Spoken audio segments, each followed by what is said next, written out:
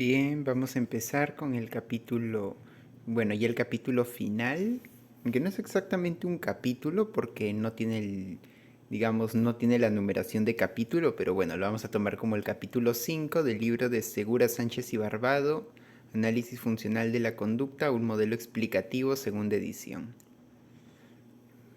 Este capítulo, entre comillas, lo vamos a denominar ejemplificación del modelo de análisis con casos y supuestos aplicados. Aquí, antes de empezar con los casos, empieza con uno, bueno, de hecho no voy a explicar los casos, sino que se va a hacer una dinámica. Ahora voy a explicar de qué va a consistir. Y bueno, empezamos con la parte de características del modelo de análisis. Y aquí se aclara que este es un modelo abierto, es decir, es inclusiva a nuevas variables que se descubran. O sea que no es un modelo que ya esté acabado, o sea, te plantea categorías generales como lo que son la función estímulo-respuesta, los factores disposicionales, pero no te dice específicamente todas las posibles variantes de función estímulo-respuesta ni todas las posibles variantes de factores disposicionales. En este sentido, se pueden incluir nuevas a medida que se vayan descubriendo, así como que se pueden ir descartando algunas a medida que se vayan falsando de, a medida que se vayan encontrando en el análisis experimental de la conducta, hipótesis que refuten algunas categorías analíticas que se han considerado. En ese sentido, esto puede ir variando, pero lo que más o menos se mantendría serían las categorías generales, ¿no? De función estímulo-respuesta y factores disposicionales. Aunque claro que incluso, por ejemplo, Rives en su libro de TP cambia el concepto de función estímulo-respuesta por el de contacto funcional. Pero bueno, sigue teniendo más o menos un poquito como que esa misma esencia. Así que bueno, el tema es ¿no? Que es un modelo abierto y que no es que esté cerrado a... También es un modelo general, es decir, que describe posibles variables, pero no necesariamente van a estar todas las variables que se planteen. En este caso es un modelo adaptable y no a priorístico. Es un modelo que se adapta al usuario y que no intenta que el usuario se adapte al modelo, sino que te plantea, a ver, ponemos todos estos posibles factores disposicionales, pero no necesariamente van a estar todos, sino que de repente encontramos algunos sí y otros no, puede que unos sean más relevantes y otros no tanto. Entonces no es necesario centrarse en que sí o sí tiene que llenarse todo. Aquí lo más importante es la fidelidad de los datos, es decir, estar seguro de que los datos que se están colocando son verdaderos y no tanto si es de que se está completando todo el cuadro o no. En este sentido, incluso se pueden agregar otros factores disposicionales si es que en el caso se encuentran que tal vez no se habían considerado en el mismo modelo de análisis del libro. Otro aspecto es que no es una forma específica de recoger información ni de intervenir. O sea, es más que nada, bueno, el principal método sería más que nada la entrevista y en segundo lugar la observación directa, que en este caso sería una observación directa más que nada del comportamiento del usuario durante la sesión, porque ya lo que sería el comportamiento en su casa, pues simplemente lo podrías obtener por, digamos, por entrevista o por autorregistros, ¿no? Que ya serían como que los instrumentos secundarios. Pero en general todos estos son importantes.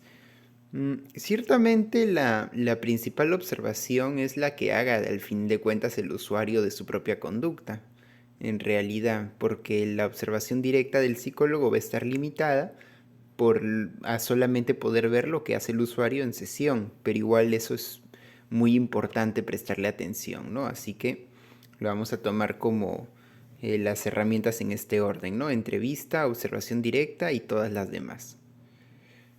De ahí tal vez se podría considerar como una casi tan importante como la observación directa del usuario sobre su propia conducta. Y bueno, siguiente punto es que este es un modelo aplicable a cualquier secuencia conductual. Es decir, toda conducta puede ser analizada por este modelo.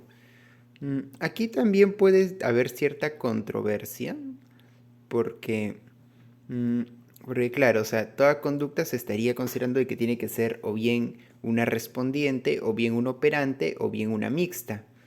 Sin embargo, ahí podría uno pensar, digamos, si lo vemos de la taxonomía de Rives, de que de repente podría ser una conducta que sea sustitutiva a referencial. Y ahí ya no sería ni, no se podría reducir solo a respondientes y operantes. Mm, Puede ser, ¿no? Pero bueno, ahí también habría que ver, ¿no? El asunto es de que este se podría, de la teoría del condicionamiento, es de que esta sea también totalizadora. Pero bueno, no es la única propuesta que pretende ser totalizadora. Otro aspecto también es de que las conductas pueden ser varias, no necesariamente es una sola conducta, y no necesariamente se van a definir estas conductas como malas a priori, sino es a posteriori. O sea, una vez que ya se ha evaluado la valoración del usuario, sobre su propia conducta o sobre la conducta de los demás, o cuando ya se ha evaluado, digamos, si es que estas conductas le afectan al usuario en su salud o impiden que el usuario pueda conseguir alguna meta importante para él. Ahí ya se puede ver, digamos, o bueno, por ahí se puede ir viendo, ¿no? También si es que se diera el caso de que el usuario se expone mucho digamos, su conducta está generalmente mantenida por reforzamiento negativo en vez de reforzamiento positivo, o si es que su conducta tiende mucho a autocastigarse y muy poco a autorreforzarse.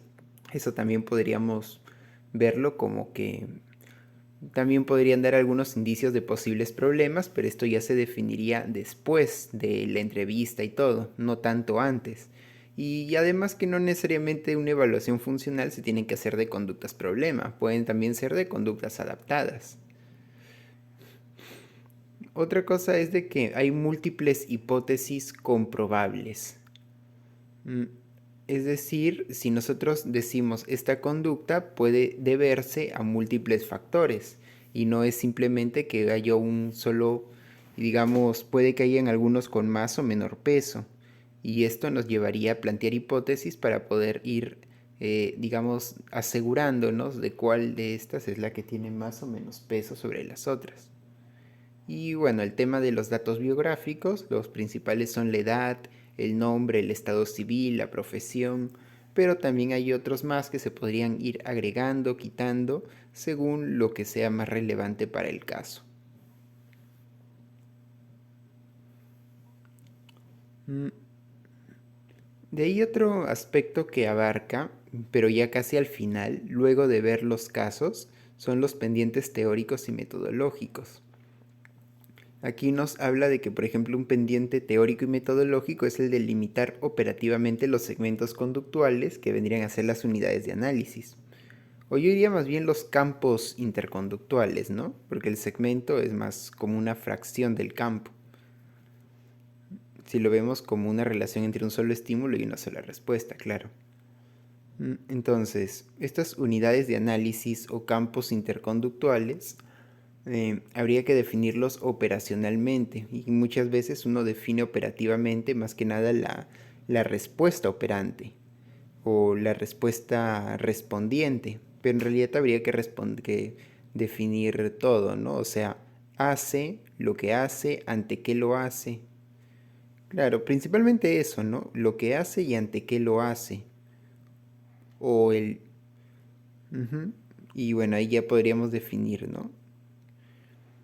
Diferenciar la funcionalidad entre estímulos discriminativos, estímulos condicionales y factores situacionales, que estos a veces se pueden hacer un poco confusos, ya que tanto el estímulo discriminativo como el condicional señala.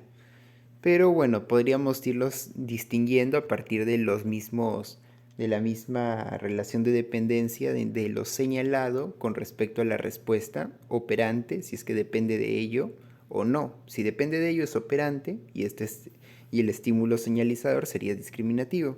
Si no depende de ello sería respondiente y el estímulo señalizador sería condicional. Y en el caso de los factores situacionales, estos también se diferencian de los estímulos respondientes endógenos, ¿no? Porque, por ejemplo, ¿no? Si tú observas, si alguien te cuenta un chiste y te empiezas a reír, esta sería una respuesta como parte de la interacción con el chiste. Mm, y que incluso podría, digamos, un, como hemos visto antes, un estímulo, una respuesta condicional ser un estímulo, ¿no? Pero se diferencia aún así de los factores situacionales que ya son como condiciones previas, ¿no? Por ejemplo, estoy cansado y tengo que hacer una tarea, pues el estar cansado influye en que se pueda o no hacer la tarea, o qué tan fácil o difícil sería el hacer la tarea, pero no forma como tal parte de la interacción con la tarea, sino es más un elemento situacional que influye en la ejecución. Entonces ahí ya se puede diferenciar el factor situacional orgánico de el estímulo condicional o el estímulo discriminativo. También menciona de que faltan algunos principios y datos para explicar y predecir con más exactitud los estímulos sustitutos y también las respuestas encubiertas. Y bueno, sí es verdad, ahí habría que analizar este aspecto con mayor detalle. También nos menciona la ocurrencia de secuencias simultáneas y las variables que afectan a unas u otras. Y es que, claro, uno puede comportarse en múltiples aspectos de su vida, así como comportarse dentro de un mismo ámbito de presentar múltiples conductas diferentes. Entonces, claro, en el caso ahí que se ve de Krillin, él se comporta en múltiples ámbitos diferentes, como peleador, como policía o como esposo. Pero también dentro de un mismo ámbito, como podría ser la relación marital, podría tener también que ver ámbitos en cuanto a la cocina, labores domésticas, cuestiones económicas, cuestiones sexuales, cuestiones de crianza y cosas así. Entonces podemos ver que hay varios comportamientos relacionados entre sí y podrían haber factores situacionales que influyen más sobre unos comportamientos y menos sobre otros, o que no influyen en unos pero sí en otros. Entonces ahí nos plantea el analizar la influencia disposicional de los elementos periféricos, que puede ser diferencial en cuanto a sobre los comportamientos sobre los que influyen, entendiendo el comportamiento como toda la secuencia funcional y no solo como la respuesta, claro. Aquí también nos habla de aprender el aprendizaje y funcionamiento de los sistemas reactivos atencionales, que también es un pendiente teórico y metodológico, ya que esto vendría a ser un predictor de los estímulos percibidos, es decir, de los estímulos que cumplan una función, ya sea discriminativa o condicional. Y bueno, la permanencia de los estímulos sustitutos en el tiempo, que si bien esto es algo que en el libro no detallan a qué se refiere con que falta ver esto, pues aquí podríamos, yo lo entiendo un poco vinculado con el concepto de idética, cómo es que a veces uno puede recordar algo percibido y replicarlo en un momento posterior, como en el caso que ven ahí de Sokka, que ha hecho un dibujo de Appa. Otros pendientes teóricos y metodológicos pues puede ser la explicación de comportamientos típicos por interacción entre variables sin caer en la causalidad lineal. Y es que aquí el comportamiento típico en un sentido funcional tendría que entenderse como toda la relación, toda la secuencia funcional y no solamente como la respuesta operante o condicional. Entonces ahí a veces se comete este error de definir, digamos, solamente la respuesta y los estímulos como causas, cuando en realidad es que todo el comportamiento es los estímulos y las respuestas, y habría que ver, digamos, lo que probabiliza todo el comportamiento. Mm, Otro aspecto otro pendiente teórico metodológico es los principios generales aplicables a todo evento psicológico, que si bien esto ya se ha ido trabajando desde hace varios años, con la misma teoría del condicionamiento clásico y operante, todavía hay que seguir profundizando, investigando más, ¿no? En lo que es la investigación básica, para que de esta forma poder contribuir y desarrollar más la investigación aplicada. Otro, pues, ¿por qué un cambio ambiental y organísmico tiene valor reforzante en un determinado momento? Es decir, ¿por qué un reforzador refuerza? Y si refuerza, ¿por qué a veces refuerza este reforzador y a veces no? Y bueno, aquí podríamos considerar diferentes aspectos, como puede ser la saciación o la privación. Eh, también tanto en un sentido fisiológico como de la mismo, bueno, de la mismo aspecto típico del comportamiento, ¿no? De que tan acostumbrado estás a realizar una actividad y en qué momento te aburres y en qué momento todavía requieres de hacerlo más tiempo, ¿no? O sea, como que te es insuficiente para satisfacerse. Eh, Otros aspectos, pues bueno, podrían haber otros factores situacionales que hagan que un comportamiento, que un estímulo sea reforzante en un momento sí y en otro no. También de una persona u otra en base a su historia interconductual. Y bueno, en diferentes etapas de la vida, pues puede ser que te guste algo en un momento y en otro momento ya no. Entonces, aquí habrían varios elementos que influirían en que un estímulo reforzador sea o no reforzante. Otro aspecto también pendiente serían las aplicaciones a ambientes institucionales como serían los hospitales psiquiátricos, las cárceles, las empresas y otros más. Que también es cierto que sí se han ido desarrollando modelos tanto desde el ABA como desde el análisis interconductual para poder intervenir en ambientes institucionales y así como los ecosistemas que serían en entornos como ciudades urbanas o entornos arquitectónicos. De hecho, aquí se ha venido desarrollando estudios como lo que se puede denominar como psicología ecológica o psicología ambiental o incluso arquitectura conductual, que son algunos nombres que se les da. Pero también digamos que el modelo que se ha leído acá es más un modelo del comportamiento individual y que no está abarcando estos aspectos más institucionales y ecológicos. Y bueno, ya habiendo visto lo que se plantea a nivel teórico en el libro, lo siguiente sería el tema de los supuestos. Pues bueno, no tengo pensado en sí hacer un resumen de cada uno de los casos planteados en el libro, sino que más bien lo que se va a dejar como actividad acá es de que puedan revisar los supuestos del libro, o sea, cada caso que se plantea en la ejemplificación del modelo, y a partir de eso poder reordenarlo en el modelo de informe de evaluación psicológica como ya se ha visto antes, ¿no? O sea, ya la semana anterior se mostró un poco este modelo y lo pueden hacer, pero a partir de los casos que están en el libro, ¿no? La parte bueno, de datos generales, motivo de asesoría, delimitación del comportamiento, instrumentos, factores disposicionales y relaciones funcionales. Toda esa parte pues lo sacarían de acá. Lo bueno es de que como este mismo libro ya presenta unas tablas donde se muestran los casos, como un resumen del caso, que lo podrían tomar a modo de solucionario para ver si es que lo han hecho bien o si es que se han equivocado. Entonces, bueno, esto sería todo con respecto a esta parte.